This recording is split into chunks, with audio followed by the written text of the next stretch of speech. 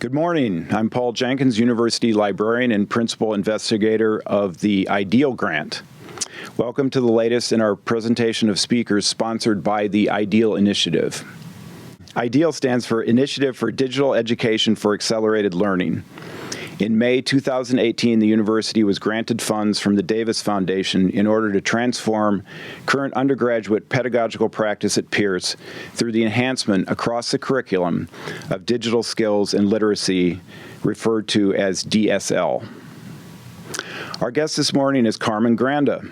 Ms. Granda got her PhD from Brown University and specializes in pedagogy, second language acquisition, and early modern Spanish literature. As a lecturer at Amherst, she teaches Spanish literature, language, and culture courses.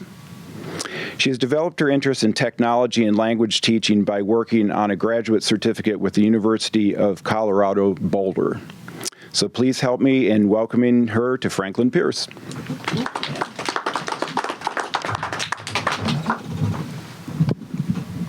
Thank you. So before we begin, I do have some handouts. You could just pass these out. Just bring a bunch. Thank you. Okay. So hi, everyone. Thank you so much for coming today. Thank you, Paul, for this invitation, and thank you, Doug, for making this connection happen. I'm very excited to be here and to share my work with you. Before I begin, I thought I'd talk a little bit about my trajectory towards becoming a digital pedagogy scholar, because as Paul mentioned, I studied early modern Spanish literature, so it's a little unusual what I've done. But at Brown, we were exposed to a lot of technology, but it was mostly wikis and blogs, things of that sort. But when I went to Amherst in the fall of 2014, I was bombarded by digital tools. And it seemed that they were using tools and apps that I use in my everyday life. So tools like iBook, iMovie, and I was just used to using my learning management system, which at the time Brown used Blackboard and wikis and blogs. So fortunately, the IT office at Amherst quickly taught me the ins and outs of all these tools. And on my own, I started to teach myself. So after completing my dissertation in May 2016, I found myself with a lot of free time, which was very exciting. But then after a couple of months, I got bored and I wanted to go back to school. So I enrolled in an online course. Slide, please. Great. By the University of Colorado Boulder on using technology in the language classroom. And this really changed my game because I was not only being introduced to tools, but also learning more about the pedagogical function behind these tools. And then also for my classmates that were in the course, I learned about so many other tools, one of which is GoogleChase, which I'll talk about in a few minutes. And I wanted to mention this course. I don't think, are there any language instructors here? No. But there are many courses like this, many courses that are also free. You can also sign up for email listservs. You can also, I'm part of a Facebook group that just talks about digital tools. So I really encourage you, if you're interested in this topic, there's so many resources out there, and you'll meet a lot of really great teachers who are happy to share what they do in the classroom. Slide, please. So since taking that course, I have been developing myself as a pedagogy scholar. And in the last 3 years, I would say I've researched or written articles on these topics. So learning management systems, digital maps, digital stories, gamification, social media, student-created apps, and virtual reality. And I just wanted to mention these because if there's time in the question and answer and there's an area that you want me to talk about or mention how I use this in my classroom, I'm happy to talk about that. And you can also email me if this is something that you want to explore in the future. I also want to mention, as you can see, my presentation notes are written out, and this is a habit from grad school that I picked up as a literature, but I do feel that I'm more of a teacher rather than a speaker, so I will try and be as engaging as possible despite having my notes with me just in case I need them. But feel free to interrupt me to ask clarifying questions throughout the talk. I'm happy to discuss. Slide, please. So to begin, Google Tour Builder and GoogleChase are the focus of today's presentation. Since there are no language instructors here, I won't go into detail about the pedagogical function behind these tools and language courses, but rather I will talk in broader terms about the tool's overall benefits. So by the end of the presentation, you may consider using them in your own courses. So I divided today's talk for each of these tools presentations into 3 parts. The first part, I'll describe the tool, so how to set it up. A lot of times we go to these presentations and conferences and the presenter just shares how they use it in the class, and then you go back into your office and say, I want to use this too, and then you look and go, oh my gosh, I don't know how to use this at all. So I'm going to provide you the steps needed to set them up, and that's what the handouts are for. I also showcase how I've used these tools in my classroom, and I do this mostly because it's important for you to see how the tool works, but also because a lot of times in these types of presentations, what I do might trigger an idea for you, and that's what I hope. And in this section, I also talk about some of the benefits of using these tools. So ways to engage students with material in a collaborative way, build community, increase motivation, and encourage learning outside of the traditional classroom. And then finally, at the end of each tool's presentation, I've included other examples of how to use the tool. And during the question and answer, we can brainstorm more ideas for your specific course if this is a tool that you want to explore. Slide, please. Okay, so my first question, how many of you use Google Maps or another program when you're driving anywhere? All right. Does anybody use a physical map still? All right, okay. Well, I can almost guarantee that all of our students are using a GPS system to drive anywhere. And I just saw a segment of The Ellen Show. Do people watch The Ellen Show? She brought a millennial on stage, and she put on a table, she put a physical map, she put a yellow phone book, and a rotary phone. And she asked, she asked the millennial to look up a place on the map, and she actually was able to do that, but she couldn't even fold the map. Like, she was very uncomfortable, and she couldn't use the telephone book, and she couldn't use the rotary phone. So I guarantee that they're using these GPS systems. And for this reason, I think that digital maps are such a great tool because both teachers and students are comfortable with it. A lot of times we're looking at these new tools, and it seems that our students are more fluent than we are in the tool. But I feel like digital maps are really something we're equal grounding. We both use it equally. So when digital mapping programs are used in an academic setting, students can explore the world without leaving the classroom. They can virtually visit a museum like the Louvre and study a famous piece of art up close. Students studying environmental history can use digital maps to research and trace the effects of deforestation in certain areas. And finally, students in literature classes can follow a character's trajectory on a digital map. And this is called book mapping. Slide, please. A pedagogical approach designed by Terence Cavanaugh and Jerome Berg explored in detail in their book, Book Mapping, Lit Trips and Beyond from 2011. And I actually have a copy of the book, so if you want to kind of just check it out, I'm going to pass it around. The fifth chapter of this book focuses on existing book-related maps for fiction and nonfiction that allow students to identify and research locations mentioned in the readings and trace the characters' movements. With programs like Google Earth, students can follow the story locations of the book and click on map pins to discover more information, including pictures of actual locations from the story settings. So there's actually pre-existing maps of different books. So for example, Jules Verne, Around the World in 80 Days, there already is a map made, and you can click on the little pins and find out more information. So if you're teaching that book, there's a whole list of pre-existing novels. This might be a resource that you're interested in. But with book mapping, there's also a possibility for students to create their own narrations and place them onto a map. And this is referred to as book-mapped storytelling. Journal entries and short stories are an ideal medium for this type of assignment, as students can either make up stories or share their own travel adventures. So with this idea in mind, I thought, what if my students in the Camino de Santiago course at Amherst could virtually fly to Spain and become protagonists of their own pilgrimage? Slide, please. So some of you may be familiar with the Camino de Santiago, known in English as the Way of St. James, because of Doug's semester-long course, and that's how we met at the Camino conference. But in case you don't know, the Camino is a network of pilgrimage routes that lead to the Shrine of Santiago, or St. James, in the Cathedral of Santiago de Compostela in Galicia, Spain, in the northwestern region. Today, thousands of people walk the Camino for different reasons. Books and movies like The Way document pilgrims' highs and lows on the journey. Slide, please. So in a similar vein, in this course on the Camino, students write diary entries that form part of a collaborative narrative about their fictitious experience virtually walking the Camino. In groups, students list the major cities and towns in one of the routes on a Google Doc.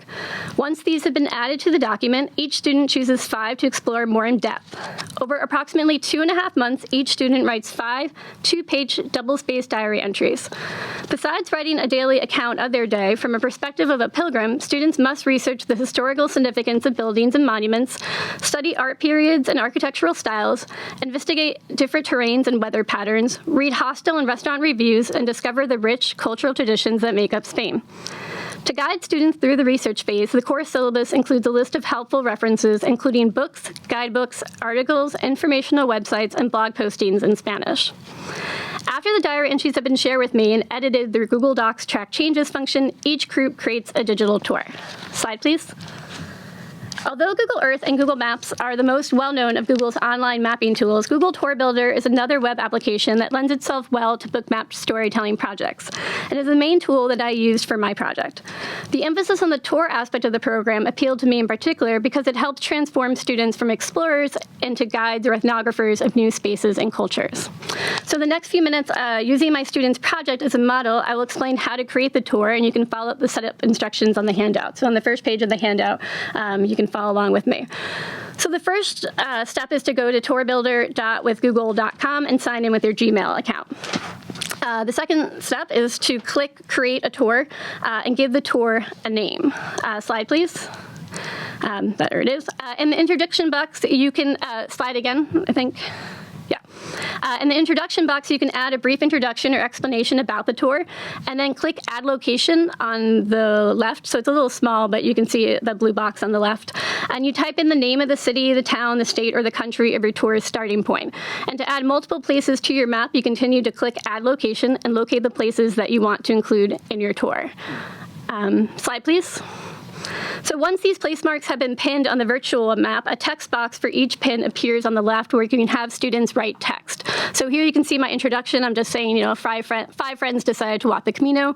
There you can see all the cities that the students mapped out. So if I click on one of those red pins, a text box appears, and you can also see them on the left of the names of the cities. Slide, please. In the case of the Camino project, students copy and pasted their diary entries from Google Doc to Tour Builder. Students also uploaded photos to complement their text to their entries. Slide, please. Great. So here you see these appear above the text box. You can also add videos from YouTube if you want to add some other types of media. So in this way, students personalize what they learn and construct their own meaning from the stories they tell. Digital stories not only help students develop linguistic and cultural proficiency with multimedia applications, but also guide students to think critically about how visual elements meaningfully support their story. By using these tools, students build on their understanding of the skills that comprise success in the digital age. And these are information literacy, digital citizenship, creativity, and cultural thinking. In my experience, students respond well to these digital assignments that fuse mapping and writing because the project comes to life. This is not a straightforward traditional research paper that confines students to the library or to campus. So I could have just had them pick a city and then do a research paper, and that was that. But it's a project that requires students to create a fictional narrative that is based on an actual physical space that they can further explore on a real map and possibly explore it one day with their own eyes. For many of my students, storytelling was something new, and thus they responded enthusiastically, realizing that there was no limit to their imagination. More than once, students fed off their classmates' creativity. Their writing was often informed by reading what their classmates had written. The diary quickly took on a life of its own. Each story transformed the conversation, the meaning, and the exchange into deeper and more intimate communication. Slide, please. So in our class diary, here's the sampling. One pilgrim was lost for a day after mounting a wild horse. Another took it upon herself to try new Spanish dishes, and one's backpack was stolen. But there was also a strong research component to the project. Pilgrim students differentiated between Gothic and Romanesque churches, shared their impressions leaving rocks on the Cruz de Ferro, which is a popular landmark on the Camino, and learned about different legends like the hen and the rooster in a small church called Santo Domingo de la Calzada. In this regard, the process of writing this diary became a collective journey. In terms of communication, a diary, which is very personal and informal text, lends well to such a writing assignment. Since students shared their work with each other on the Google Doc first, they had to consider the style and register of their narration. And this had to stay consistent throughout the entire project. So part of the project was that they had to read their classmates' diary entries before writing their own. The collaborative nature of the diary written among classmates lends well to an informal, colloquial writing style and tone that differs from the scholarly essays that students are accustomed to. Colloquial words, rhetorical questions, and exclamations are dispersed throughout the project. So from a language teacher's perspective, students rarely get an opportunity to use these type of expressions in writing as they're more conversational in nature. So in this regard, this project exposed them to a wider range of vocabulary, and I think this would be an interesting project for people who wanted to do a creative writing assignment and have students play with the tone, play with the style, do something a little bit more informal. Slide, please. Students' diary entries were also enhanced by virtual reality. Implemented in the spring of 2016, Camino de Santiago 360 is an app that gives student pilgrims a traveler's view of the Camino. Students can view the app through a virtual reality headset or on their tablet or smartphone and experience the pilgrimage in person. Through this immersive and interactive experience, students become more aware of the physical demands of the Camino, meet pilgrims from different nationalities, experience the climate of the different regions in Spain, and are introduced to famous Spanish dishes. Although students must follow the protagonist's trip on the app, students decide what they want to view and read, all while making observations and reflecting on their experience. For this reason, VR automatically makes it possible for students to relate on a far more personal level to new space. So I had students pick at least one city that they had chosen and research it more using this app. So with this app, there are two people who are walking the Camino, and they stop at a landmark. And then usually what happens, say, for example, they're in a church, they're there, they'll explain a little bit about the church, and then these hotspots will appear. And hotspots are where you know that there's more information. So the students essentially, with their headsets, just point their head or point towards the direction of the dot, and whatever they decide to pick, more information will pop up. So it's just another fun way for them to do research without really realizing that they're doing it. Slide, please.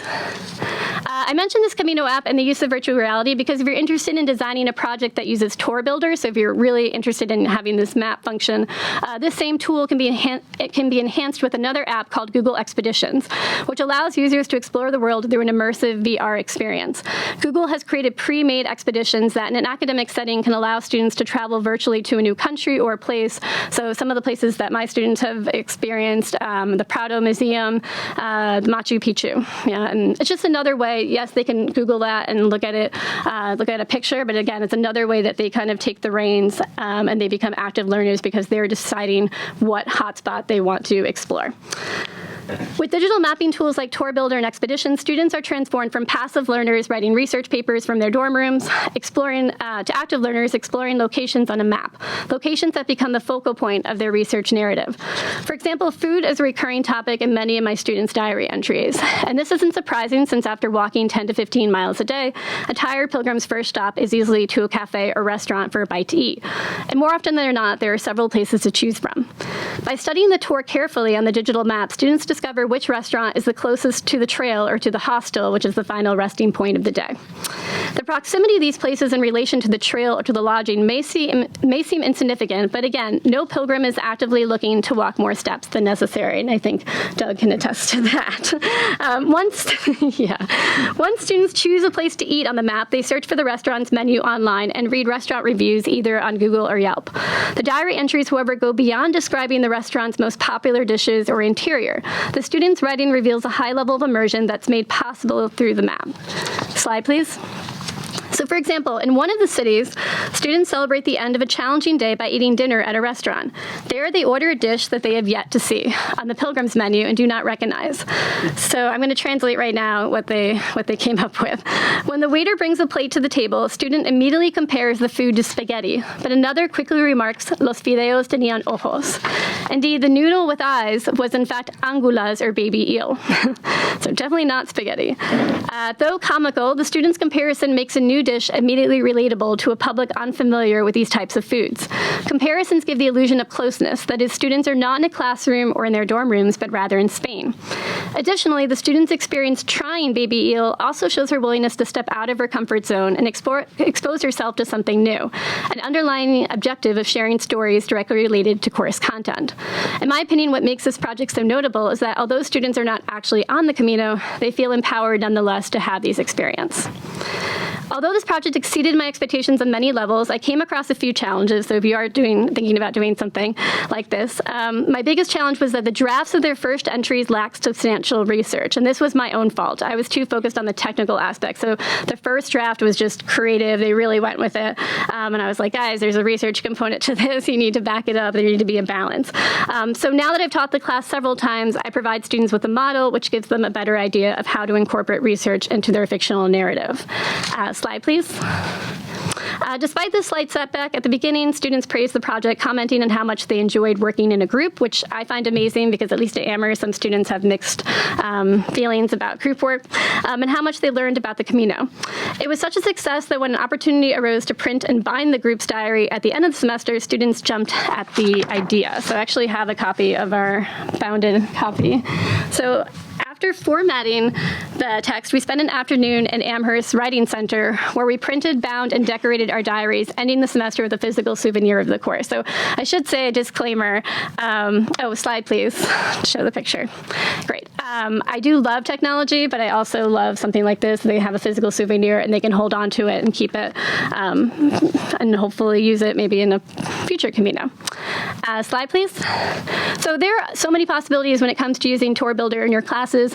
In addition to mapping out locations in a text or having students create their own digital trips, here are some other ideas. So students can write an autobiography and trace their experiences through the places that they have been. And this is going to be considered a twist to the popular digital storytelling projects. These were very popular a few years ago, but this is a way to bring it to life. Students can also document a famous person or character's life experiences through the places that they have been. Physical science students can create a tour of well-known geological features like earthquakes or volcanoes, tracing their evolution throughout history, comparing and contrasting features. Science students can create a tour of well-known scientific discoveries, for example, following Darwin's trip around the world and his discoveries. And history students can map out famous landmarks or spots associated with specific events like Germany in World War II and create a map of locations and insert media. So these are just some examples. Slide, please. And then these are the examples from Tour Builder, which includes a gallery of samples. I highly recommend that you check them out. There's so many. I just picked a few that I thought were interesting. This one maps out 29 marine protected areas in California to call attention to the vulnerable ocean ecosystems and the threatened marine life in that area. And slide, please. The next tour maps the trajectory of Paquiquinho, a Native American from Virginia who was taken by a Spanish expedition in the late 16th century and traveled with them to Cuba, Spain, and Mexico. And next slide. And finally, the last tour traces the story of this man, Frank Homan, who served in the U.S. Marine Corps in Vietnam, the Caribbean, and the U.S. So again, another way to have a digital story, but it comes to life through maps and photos. They can share it with their friends and family, and they have this memory forever. Slide, please. And there are other programs that resemble Google Tour Builder that you may want to explore, like Story Maps and Google My Maps. This last one, Google My Maps, is a little more limited than Tour Builder. There's no multimedia function. A colleague of mine, who's now in Randolph-Macon College in Virginia, designed a project using Google My Maps that had students research the different metro stops in Paris and surrounding cafes, monuments, and other landmarks. So you can see on the left all the pins, it's all the students' work. In the middle slide, you can see the student was recommending a hot chocolate place that's near the Louvre. And then the next slide on the right is just more of an historical explanation of that metro stop in Paris. Digital maps certainly won't replace the experience of traveling, namely the physical, emotional, and mental highs and lows that characterize trips. After all, there's nothing quite like the rush of seeing a volcano or the Mona Lisa in person or hiking 500 miles across Spain. Nevertheless, through digital mapping tools, students are encouraged to explore and experience a new world and culture that will help them better understand their own. Without technology, this experience would be difficult to transmit. And when paired with a clear learning objective, digital maps stimulate critical thinking skills, pique students' interest in a new space, and lead to a deeper understanding of the culture that may be useful during future travel or studies. So slide, please. Speaking of tools to explore, I'm now going to transition to the second part of this talk, which focuses on GoogleChase, which is a digital scavenger hunt app. So around the halfway point of the semester 2 years ago, my students and I fell victim to what has been coined the midterm slump. Are you guys familiar with that? It's usually a time right before the midterms, while students juggle studying for exams and writing papers, all while preparing daily for classes. As teachers, we write our exams, we plan review sessions and grade, all while continuing or trying to create solid in-class activities. So when you mix all of this with a lack of sleep stemming from both parties, students and teachers, you get this dreaded midterm slump. So to end the first part of the semester on a high note, I decided to try something new and different by tweaking a pre-existing activity with GoogleChase, which is a web-based platform that creates scavenger hunts for mobile devices. Slide, please. So how many of you have participated in or organized a scavenger hunt at some point? Is it recent? No. Yeah, last year. Oh. The library. Oh, through the library. Oh, Centers. great. Was it for the staff or for students? Students. Okay. Great. Scavenger hunts are a popular childhood game that many of us have played at some point or another, which requires participants either working individually or in teams to complete a list of tasks in a set amount of time. In variations of the game, participants take photographs of listed items or are challenged to complete the tasks on the list in a creative way. In an academic version of this popular childhood game, students can search for information, resources, or experiences pre-identified by the instructor. Depending on the material being taught, the hunt can be conducted somewhere on campus or even off campus in the community. These tasks can also be set up as ongoing clues that lead students to a final question that earns them a prize. Slide, please. So on the GoogleChase webpage, educators create and facilitate a customized scavenger hunt that students later access via the app. Once this app is downloaded on their smartphones or tablets, students complete the task by taking photos or videos, which is a motivating and entertaining twist to the traditional scavenger hunt. So again, the instructor will just go on the webpage, create the scavenger hunt, and then the students download the app on their phone, and that's how they play. Slide, please. So one of the great benefits of GoogleChase is how easy it is to set up a game. On the other side of the handout, I provide detailed instructions that I'll cover in detail, and you can follow along. As a game creator, you have 4 options that primarily depend on the number of teams desired and how much money you would like to spend. So the options are recreational, starter, professional, and enterprise. I chose the free recreational option, which allowed for the creation of 3 teams. To create an account, you sign up on the GoogleChase website, googleChase.com. And once you sign in, you'll be taken to the My Games page, and you click on New Game, and this will take you to the Game Manager. Slide, please. In game info, you enter the game details, so the name, the game description. You also can include a password and specify the location if you wish. And then finally, you create tasks or missions. Slide, please. So there are 3 types of missions: photo, video missions, which participants need to find a specific object or place and take a photo or video of it. Text mission, participants need to type an answer to a question you've asked. And GPS missions, participants need to get a specified location based on a clue you've given and then submit their coordinates. This last one is new. I have not used that. It sounds very fancy. And it sounds kind of cool. I think it's kind of going along the ideas of the Pokemon, the PokeGo thing. But yeah, that sounds interesting. Slide, please. So as a creator, you can assign different point values to each mission. You can see these on the left. They range. High point values, for example, can be reserved for more complex missions that require students to go off campus or communicate with other students. Bonus points can also be added for exceptional and creative submissions, and points can also be removed if students do not fully satisfy the submission requirement. Submissions appear in real time and can be viewed in the activity feed or grouped per mission or team. So on the left, you'll see a bunch of options, and you can list them as you want, through team, through points, whatever is easier for you. Once the game is over, the creator can download the submissions to use as prompts in class to guide discussion. So I've done that before. I've downloaded their submissions and then just put them on a PowerPoint, and that was our warm-up for the class, just kind of trigger discussion. Creators can also determine when the game begins and for how long it will last by clicking the start and stop button on the left. Times range from 30 minutes to 7 days. That is to say that teachers can determine how much time the game will take and how much time they want to dedicate to its discussion or review in class. And finally, once the game has been designed, it's saved in the owner's personal collection, My Games, so it can be reused or modified in the future, which is fantastic. And you can also go back and edit it. Not only is it simple for instructors to set up a game online, but for participants, it's also easy to download the app on their smartphones or tablets. The GoogleChase website provides clear and simple instructions for students to access the game once it's downloaded on their electronic device. I literally just copy and pasted it and printed it out for them. Students can search for the game using the name that the instructor created, or they can enter a game code and proceed directly to the game. So it's similar to other games. If you've played Kahoot before, have you played Kahoot? It's usually a PIN number, same idea. If students don't have a smartphone or do not want to use their personal phone for this activity, they can share a phone and work together to complete the tasks. From a Spanish teacher's perspective, working in pairs or small groups on these missions works 21st century skills such as collaboration and negotiation, all in the target language, but these teamwork skills can be beneficial in non-language classes as well, so that shouldn't be an issue. Slide, please. So with the midterm slump in full force early March at Amherst, I decided to use GoogleChase for the 2 sections of my advanced composition course to review Julio Cortázar's short story Casa Tomada, or House Taken Over. Has anyone read this story? Yeah, it's a magic realism. It's kind of weird, but it's a good story. 2 class days are dedicated to the story. The first day is a general comprehension of the text, and the second day we study the author's use of time and space. To guide students through assigned readings, I provide them with a set of questions for homework. The pre-reading questions prompt students to research the author's biography, different historical periods, and literary movements.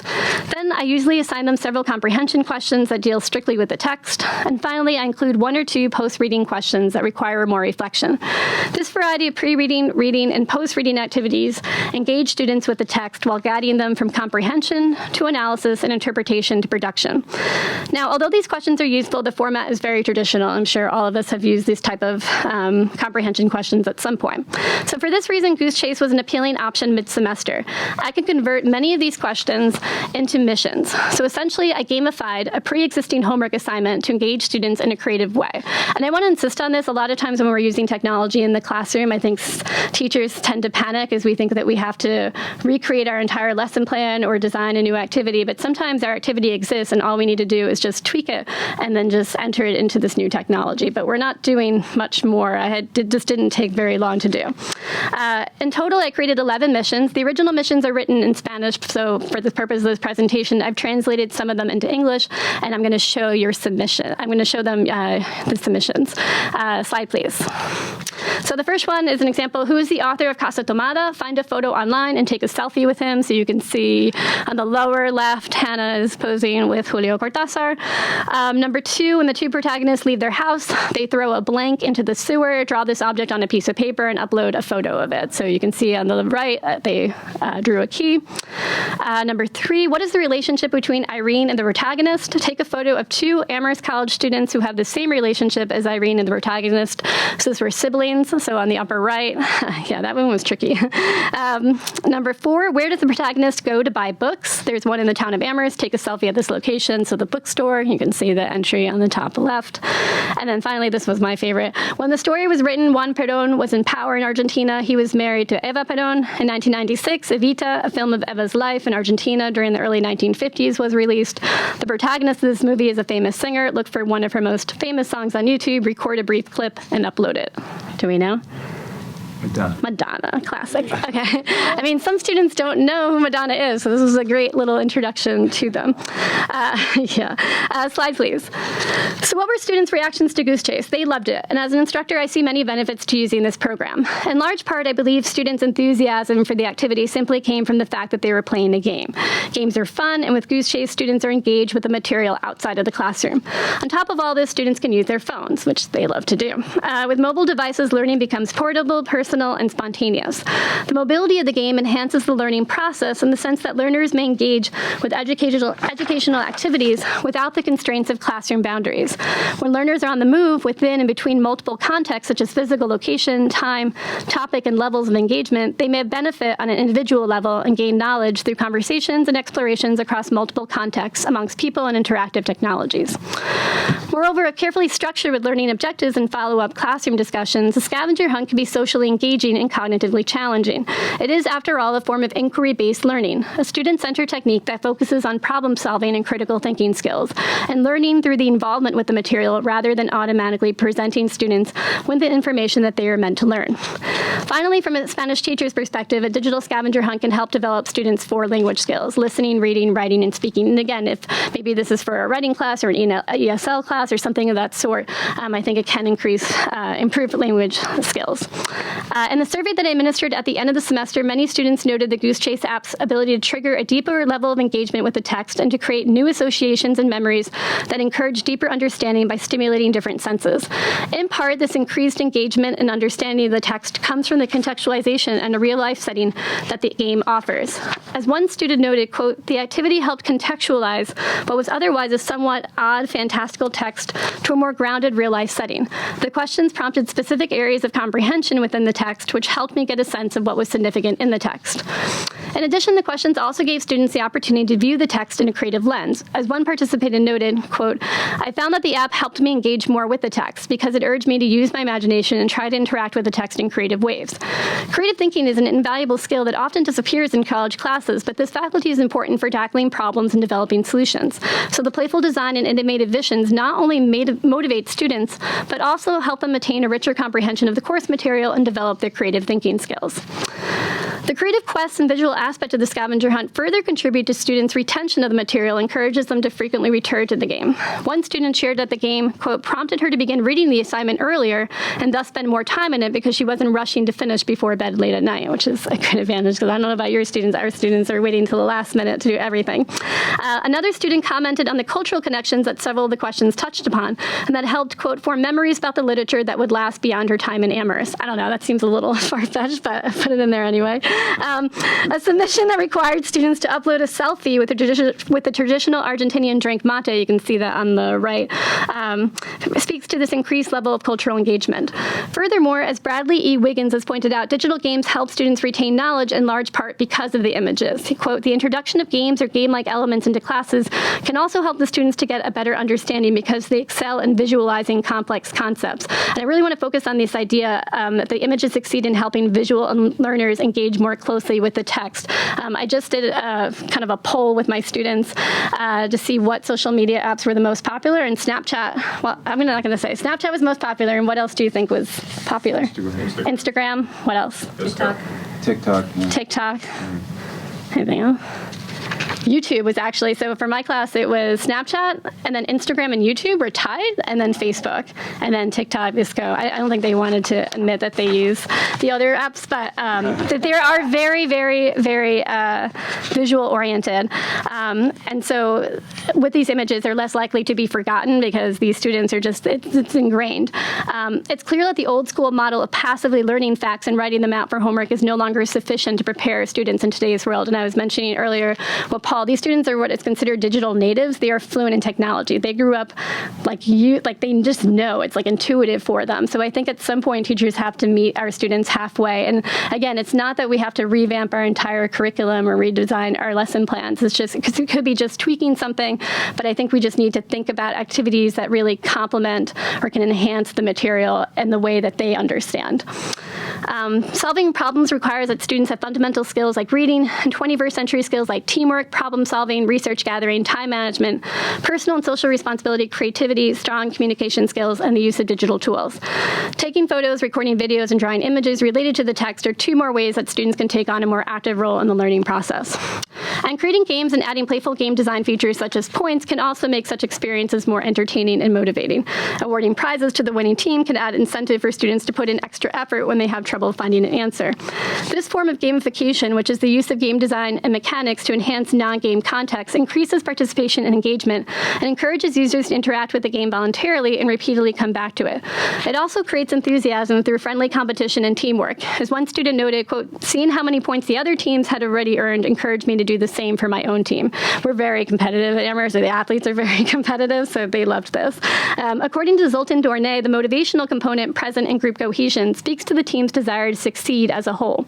Indeed, in some cases in our scavenger hunt, motivation to participate came primarily from the team members themselves. As one student reflected, quote, "As soon as I saw that my teammates were getting engaged, I felt motivated to join in or to help our team win." So you didn't want to be that one person on the team who didn't do your work. Another student observed that he, quote, "was more motivated by his own team's participation. He would feel bad if he didn't complete his share." In a cooperative activity such as a group scavenger hunt, each member of the group shares responsibility for the outcome of the activity. For this reason, cooperative learning is highly regarded among instructors and scholars as it promotes intrinsic motivation, positive attitudes toward the subject area, and a caring, cohesive relationship with peers and with the teacher.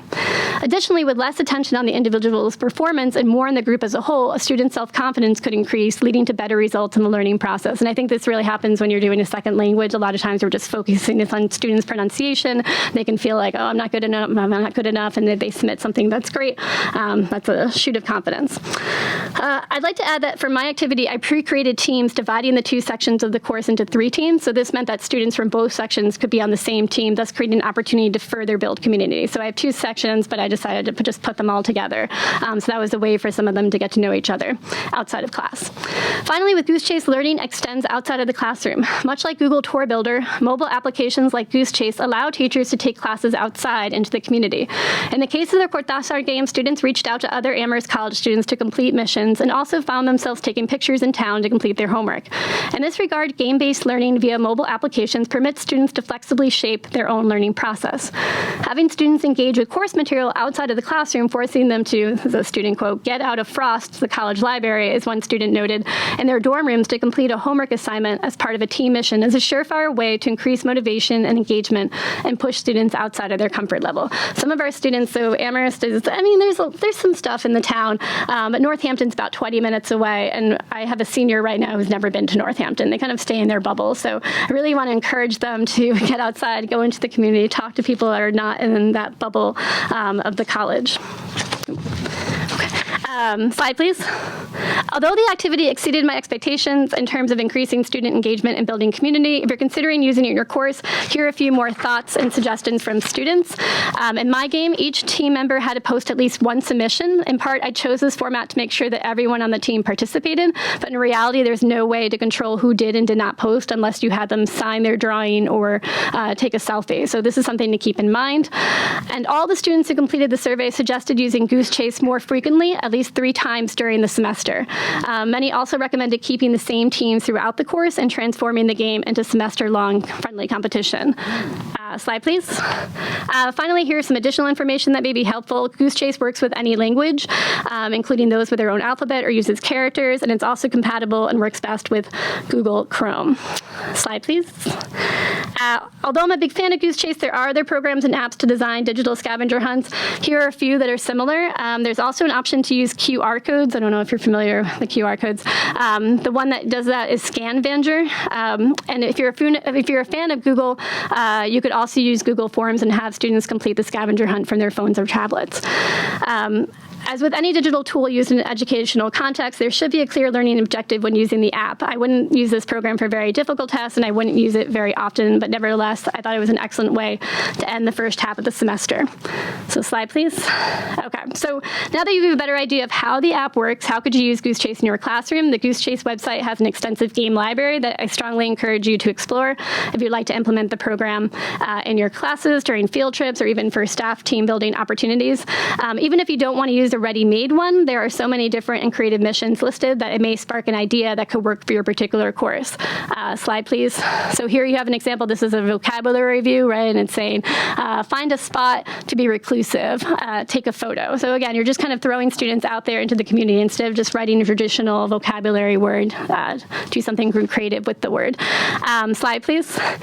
This is more, I couldn't tell what this was, to be honest. It looked like it was geared towards a law program, but also just getting to know the community.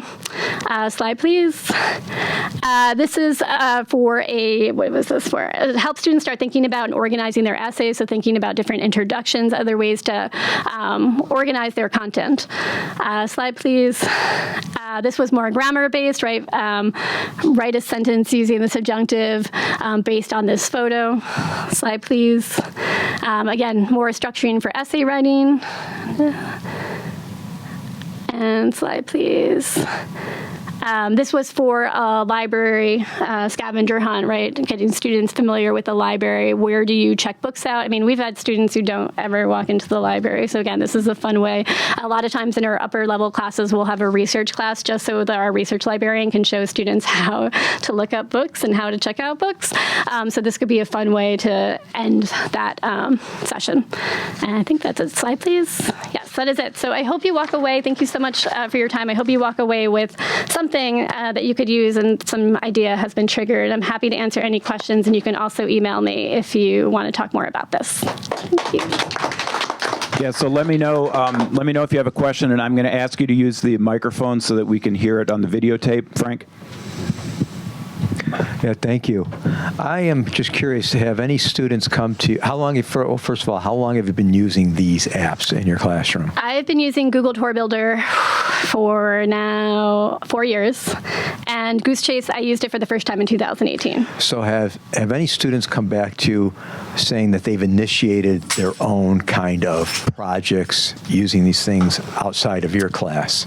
No, but I've had former students tell me that they wish that their instructors would have used Google Tour Builder specifically in their classes. The example that I gave about the student from environmental history, she had said that they had studied deforestation, and she said that would have been an awesome project to use in the classroom because it's so visual, Sure. but the instructor didn't use. Thank you.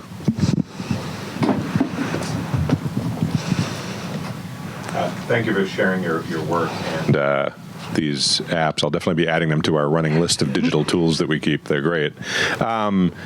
Question with regards to GoogleChase. So have you noticed any other than restricting you to 3 teams, have you noticed any other limitations in the free version of GoogleChase? Because sometimes they sort of sneak in blocks as you go through. That's it. At least for the last time. I haven't used it in about probably 8 months. So I don't know about the GPS mission, for example. I don't know Sure. what that's all about, but no, it's free and generally it teams. seems to be mostly Yep. featured. Yep. Oh, that's great. Yeah, you can upload videos, you can upload images, you can do everything. Nice. Yeah. Oh, thank you so much. Yep. Are there differences in Google Tour Builder and Google Expeditions in terms of the types of input that they can format? And do you generally recommend Tour Builder over Expeditions? So Google Expeditions is really a virtual reality project. So the idea is that they have pre-existing expeditions. Google is amazing. Like if I had time, I would just become like a Google scholar. They have all these hidden tools, and they have these pre-existing trips. And then I would use it as a way to enhance your course. So if you want students to explore a certain area, if you want them to look something up, or they just want the feel of it. I mean, I don't think a place like Machu Picchu, for example, you can show them a photo, but really, like that place needs to be, you have to be there to really experience it. So this is the second best thing. Whereas Google Tour Builder is more you're providing the input onto the map. But Google Expeditions, everything is done for you.